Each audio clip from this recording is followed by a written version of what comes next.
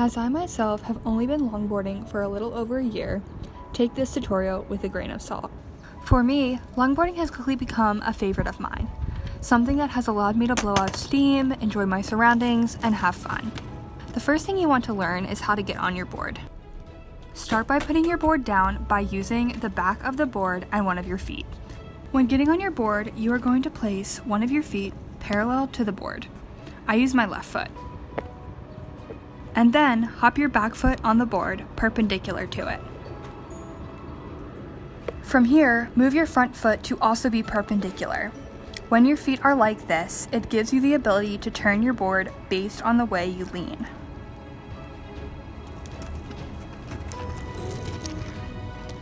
The next step is pushing. Use your back foot to push off the ground. When pushing, your front foot should also be in the original position. After you have those steps down, you're all set to go. Happy skating!